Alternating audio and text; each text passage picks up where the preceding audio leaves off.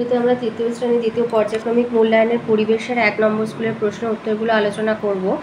একে আছে সঠিক উত্তরটি নিচে দাগ দাও। কতে দিয়েছে, কতে উত্তরটা হবে ঠিকানা অচেনা জায়গায় পৌঁছানোর সহজ উপায়। খ হবে পালকির বিহারে একটি লুপ্তপ্রায় জীবিকা। গ কলকাতার পোস্ট অফিসের নম্বর 700 দিয়ে শুরু। ঘ বর্ষাতি তৈরি হয় সিনথেটিক কাপড় দিয়ে। 2 আছে শূন্যস্থান পূরণ করো। ক গরমকালে মাটির কলসিতে জল খুব ঠান্ডা থাকে। খ ক্যাশমিলান আসলে সিনথেটিক উল।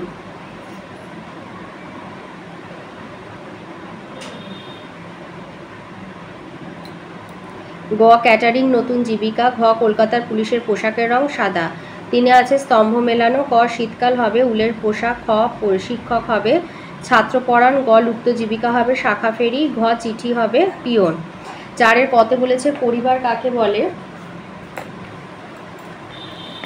এগুলো সবই 4 দাগে যে কটা আছে সবই 1 নম্বরের উত্তর। একটি বাক্যে উত্তর দিতে হবে। লিখবে বাড়ির সবাই মিলে তৈরি হয় পরিবার। খতে দিয়েছে জীবিকা বলতে কি বোঝো। মানুষ জীবন ধারণের জন্য যা যা কাজ করে অর্থ উপার্জন করেন তাকে তার জীবিকা বলা হয়, যেমন মাছ ধরা, গাড়ি চালানো ইত্যাদি। গতে দিয়েছে শীতকালে পাখিরা পালক ফুলিয়ে রাখে কেন। পাখিরা শীত থেকে বাঁচার জন্য শীতকালে পালক ফুলিয়ে রাখে।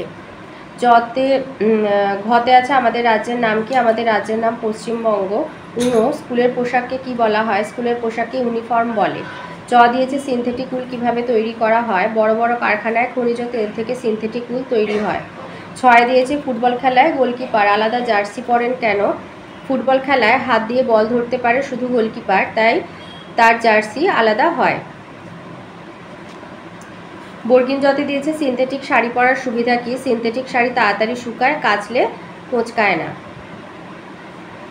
তো এই ছিল আজকে তৃতীয় শ্রেণী দ্বিতীয় পর্যায়ক্রমিক মূল্যায়নের পরিবেশের 1 নম্বর স্কুলের প্রশ্ন উত্তরগুলি।